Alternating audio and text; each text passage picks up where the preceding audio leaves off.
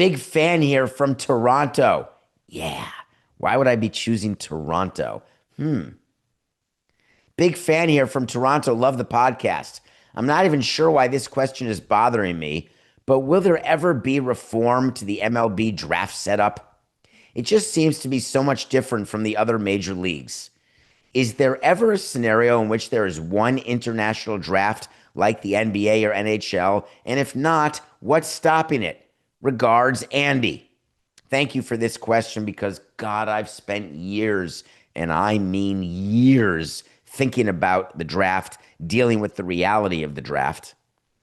I love that you're from Toronto because nothing personal has a great relationship in Toronto with those Canadian people. Spoiler alert, we love Toronto. Let's talk about the draft. The draft stinks. I hated the amateur draft. It's called the Rule 4 amateur draft because it's a draft that is generated by Rule 4 of Major League Rules. And it talks about how players are eligible for the draft. It talks about what amount of work is required to sign a player.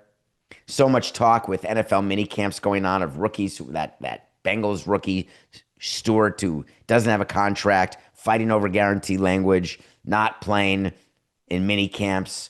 Remember, drafted rookies in the NBA and in the NFL are boom. They're on your team. They're helping your team immediately. You're not drafting an 18-year-old waiting to develop him for 3 to 5 years, or some 16-year-old in the Dominican Republic giving him some of your international signing bonus money and thinking that you're going to be alive when this player helps you. It's a nightmare convincing owners to invest like this because they don't even think they're going to make it to see these players be in the big leagues, which is why our view was screw it. It's so hard to get it right anyway. So we might as well use the money on the big league team. And we did that. I got a Marlins example from something that I wasn't a part of. Do you remember a player named Victor Mesa and Victor Mesa Jr.? You may not remember those guys, but I do. Derek Jeter gave $5.25 million to Victor Mesa, and at the time was lauded by the media and fans in Miami saying, look, we finally got rid of the cheapskate Samson. We finally are spending money on international players. Way to go. And what Victor Mesa said is, give me $5.25 million, but if you're going to do that, I want you to give $1.25 million to my bro. His bro happened to be Victor Mesa Jr. And what the Marlins said is, God, Victor, we love you. You're so good. We'll give you 5.25 and we'll give your brother 1.25, even though we don't want your brother. Guess what's happened? Victor Mesa never made the big leagues. He stinks. It was $5.25 million flushed right down the crapper. And the little brother, the throw-in, the guy at 1.25, was called up to the big leagues this year. He was since sent down, but he actually got the cup of coffee, which, when we're judging how he did in the draft, I don't care if you're Christian Yelich or Taylor Tankersley, you still count. Yelich as an all-star superstar, Taylor Tankersley, a first-rounder, he was fine. In the big leagues, that's a win for the draft. The way we count draft wins is, do you step foot in a major league clubhouse during the course of a regular season? Then we get to say we drafted a major leaguer. We don't talk about whether or not the players never have a career, whether they're called up once and never heard from again. We don't talk about it because what we say to our owner is, check, that's another big leaguer. The draft right now features 20 rounds. The MLB draft.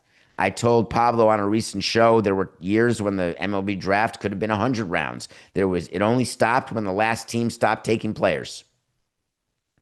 Now with fewer minor league teams, fewer fillers needed because in the round 30s and 40s, you're paying guys $500 signing bonus at most, sometimes none. Hey, you're welcome to come to minor league camp and we'll see if we can put you as a filler on one of our teams so you can earn a couple of hundred a week. MLB's draft can never be like the other major leagues, Andy, because you all don't care about the players. And the reason you don't care about the players is, for the most part, you've never heard of them. Can you imagine, would there be excitement about the NBA upcoming draft? I'm sorry, who's going first? It can't be. I've never heard of Cooper Flag. I don't even, is he really going first? Imagine if that's what the NBA had to deal with.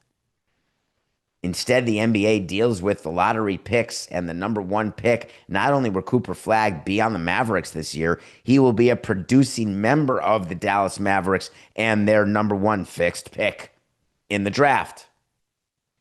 Baseball, it's noteworthy when one guy gets called up within a year of being drafted, and God forbid you called a player up the same season because the draft is in July. And if you draft a college pitcher and you're like, hey, we need some help in August, September, and you call up a player you just drafted, there are examples, but they are few and they are far between. So, how do we change it? This is the first time, Coca. I don't like how I feel right now. I feel physically fine. A little tired, but physically fine. First time I don't have an answer. I don't know how to fix so that the major league draft matters.